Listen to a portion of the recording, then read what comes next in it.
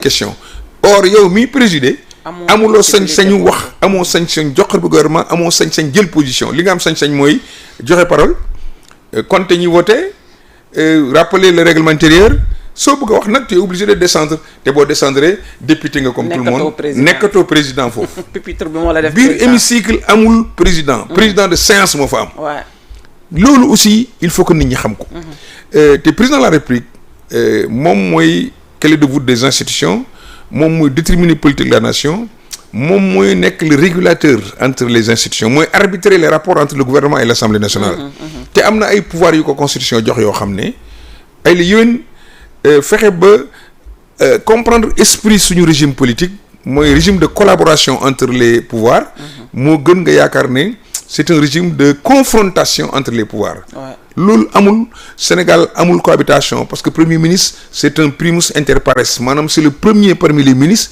il ne détermine pas la politique de la nation il n'a aucun pouvoir boo ko constitution joxul te boo seetee constitution Sénégal moom dafay conduire rek la politique de la nation définie par le président de la République donc yooyu il faut que nit ñi aussi xamee ko noonu xam ne président Assemblée nationale deful lu dul jiite kuréelu député yi mais il n'a pas de pouvoir sinon nekk peut-être le dauphin constitutionnel du président de la République ay la yowén ñu ngi ñaanal Diomaye jàmm ba nit ñi yaakaar peut-être ne oui bu fi jógee ki nekk président assemblée ne moo koy wuutu loolu mooy yoon waaye nag jàpp ne nit ñun suñu président quand même ñaanuñu ci yàlla te loolu musu fi am que président bi di am ay tolof-tolof ba ñu koy remplacer. yàlla bu mu am ci président de la république boobu la ñuy desandi par rapport ak li nga xamante ne moom mooy parti présidentiel bi nga xam ne daanaka joxe na datam le 8 la ko fas yéene samp déjà ñu gis réew mi mouvement yi nga xam ne mu ngi am ci côté politique bi y a des maires y a des membres des partis yi ni mel yoo xam ne ñu ngi daw di wutali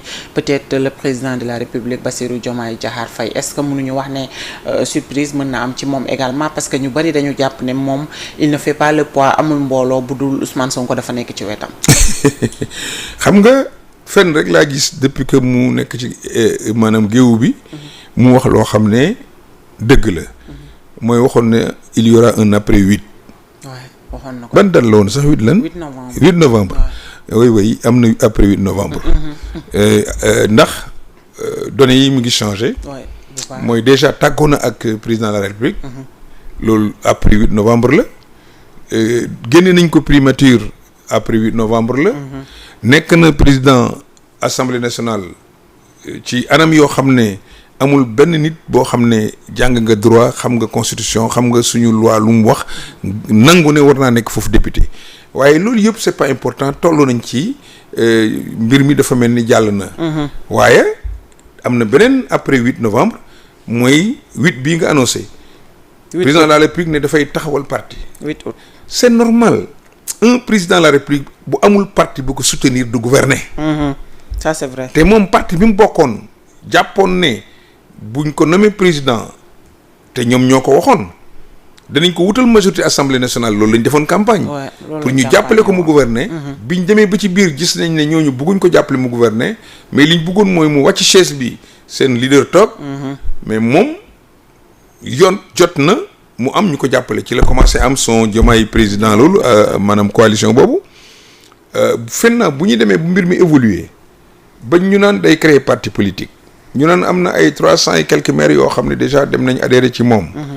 am na ñoo xam ne biir Pastef lañ nekk tous les jours ba léegi à tout l'instant maa ngi gis une démission pour dem di ko rejoindre. cadre yi nekkoon mon cap bàyyi dem fekkee ko ji. ñu ci bari. mais loolu c'est inédit. c'est la première fois ci Sénégal en tout cas li ma fekkee ak li ma jàng ci politique nit di sos parti am lu dem ci 300 maires yoo xam ne dañu ànd ak yow c'est la première fois dans l'histoire politique du Sénégal nit di sos parti ci commune Sénégal yi yëpp nga am fa kenn ku la fa mën a taxawal muy responsable nga am un maillage territorial déjà te yow demagoo fenn loolu c'est inédit moo tax bu ñu xeeb maanaam force boobu. ku jar a bàyyi xel. ëllëg c'est vrai ci parti la nekkoon. leader bi Ousmane Sonko la. waa Pastef fi Ousmane Sonko. ñenn ñi bokk jàpp na ne ñi ci ëpp moom la ñu àndal. mais recomposition politique bii may seen dina jox Diomaye beneen dimension. kan moo ciy perte ñaar Pastef da ciy perte parti politique yi nekk opposition dañ ciy perte. surtout les opposants. bu ñu deful attention. Impact bi sax ci parti politique opposition bi peut-être mën naa bañ a bari. Pourquoi. ndax au moins ñoom am nañu benn dynamique bu ñu nekk constituer seen FDR. am nañ dynamique bu ñu nekk yéem reconstruire seen parti politique surtout APR. léegi PDS ak Diomaye ñoo àndoon ci élection présidentielle yi diggante bi Diomaye teral na fi Abdoulaye Wade. Qu'est-ce que ça va donner comme jeexital. ci seen relation. mu des maintenant Pastef mi nga xam ne Diomaye fa la nekkoon seen biir xam ko bu baax. tey ñu bari ñu ngi génn te boole ceeg Diomaye moo yor pouvoir moo yor décret. damay ragal ne dina indil Pastef lu bari ci ay jafe-jafe. Maintenant il appartient à la classe politique de manière générale d'en tirer les leçons et de voir naka lañ ci mën a maanaam déparer pour constituer peut-être une force alternative une troisième force. Pour essayer quand même d'équilibrer le jeu politique. Mais de toutes les façons ça va être très intéressant du point de vue de la science politique. On verra ce que ça va donner. On verra d'ici décembre, d'ici janvier, d'ici les prochaines élections locales, comment les choses vont évoluer et ce que peut-être deviendra Pastef sans Diomaye et ce que sera Diomaye sans Pastef. En tout cas mais est-ce que duñu bàyyi xel tamit ne Diomaye ak peut-être Pastef c'était depuis le début et que à tout moment peut-être daje mën na amaat seen diggante et su boobaa les partis de l'opposition naka la ñu nar a def pour dabbu li nga xamante ne rëcc na leen ba pare. blessure yenn yi politique en politique les erreurs se payent cash. moo tax booy def choix da nga def attention xam fi ngay dugal sa tànk. gëm naa ne.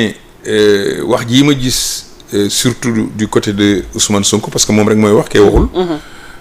Souvent gis naa wax yoo xam ne day yàq diggante. te Diomaye amul habitude pour l'instant di réagir ci wax yooyu kon mun na am dafay wanaasu. yenn yi mais loolu bu amee ci doomu aadama. Il faut faire gaffe. nit sax buy xuloo mun nga jàpp ne li muy wax. wax na ko jeex na. mais ku waxul li nekk ci moom il faut s'en méfier. moo tax ma ragal ne enjeu yi ak intérêt yi nekk en jeu du côté surtout côté Diomaye yi. gëmuma ne mun nañ nekk ci dynamique ëllëg naan woy nañ jubawaat joxaat Ousmane. mais buñ jubaatee kan moo ciy jëriñu. est-ce que dañuy jubaat pour que Diomaye wax ne woy maa la waxoon ne yow lay yoral fauteuil bi léegi kaay récupérer le fauteuil bi. non ça je ne pense pas. est-ce que Sonko bi ma gis ak ambition am ak ñi nekk ci gannaawam. est-ce que moom dina nangu. ñu naan kaay la ñuy jubóo nañ dem topp ci kamanaaw Diomaye. je ne pense pas non plus. donc loolu pour man gëwuma loolu li ma gëm kay mooy yeneen force politique ànd ak Diomaye. que Diomaye ànd ak Sonko. waaw loolu moom. loolu mooy dina yomb man loolu laa gis. gisuma beneen affaire bi juba moom gisuma ko. agsi nañ suñu njeexintal émission comme que suba da ngaa war a teertu ji. waaw xanaa rek di wax Sénégalais yi encore une fois.